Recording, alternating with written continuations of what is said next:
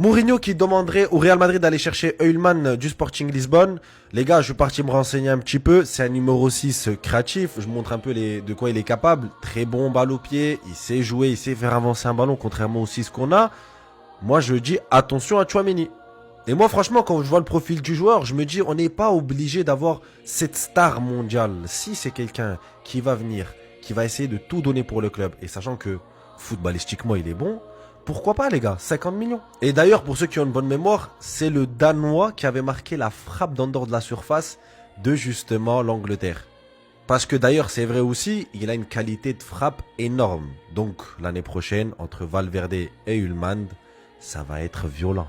Et j'ai envie de vous dire aussi que la chose essentielle qui nous manquait dans notre milieu de terrain, c'était avoir cette première relance en tant que numéro 6, que ce soit pour la création ou que ce soit pour les sorties de pressing. Tchouaméni n'était pas impliqué dans ces phases-là. Il restait seulement sur l'aspect défensif en tant que milieu défensif. C'est pas assez. Et j'ai envie de dire aussi, ça me fait plaisir de voir Mourinho déjà être impliqué sur les potentielles arrivées dans son équipe, mais j'aimerais te voir aussi sur les futurs départs.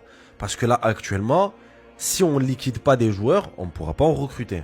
Bien aussi de savoir que la direction, elle le soutient sur cet aspect-là aussi. D'ailleurs les gars, maintenant à vous de me dire ce que vous en pensez. Est-ce que vous connaissez ce joueur-là? N'hésitez pas de liker, de commenter et de vous abonner. Vamos.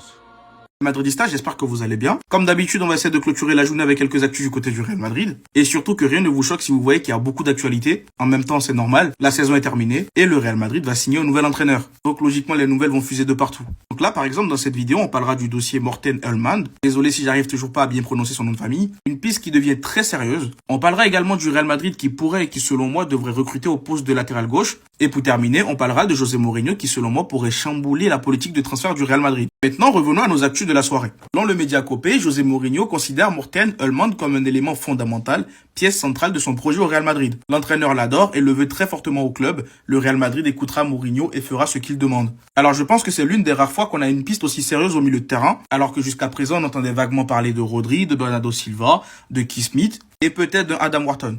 Mais là, visiblement, tous les médias se montrent assez unanimes sur ce dossier-là. Et pour ceux qui ne le connaissent pas, je vous invite à aller jeter un coup d'œil. Il a l'air d'être un très bon 6. Ensuite, selon le journaliste Mario Cortegana, il n'est pas exclu que le Real Madrid signe un arrière latéral gauche cet été. Mourinho lui-même a fait savoir au club qu'il a besoin de défenseurs. Carreras est l'arrière latéral gauche principal et Fran Garcia pourrait aussi partir. Alors moi, je pense que c'est primordial de recruter à ce poste. Ferland Mendy, il est quasiment tout le temps à l'infirmerie. Fran Garcia, pour moi, ce n'est pas au niveau du Real Madrid et il y a de fortes chances qu'il s'en aille. Donc on se retrouve qu'avec Carreras au final. Et pour moi, ce n'est pas encore une valeur sûre. Raison pour laquelle il serait impératif de recruter à ce poste.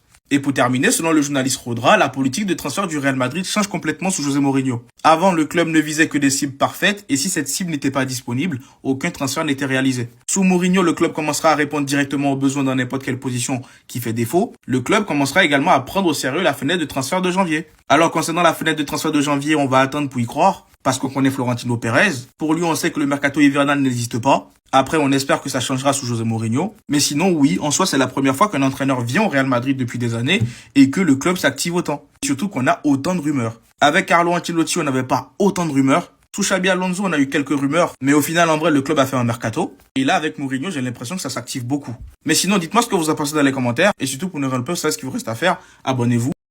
Et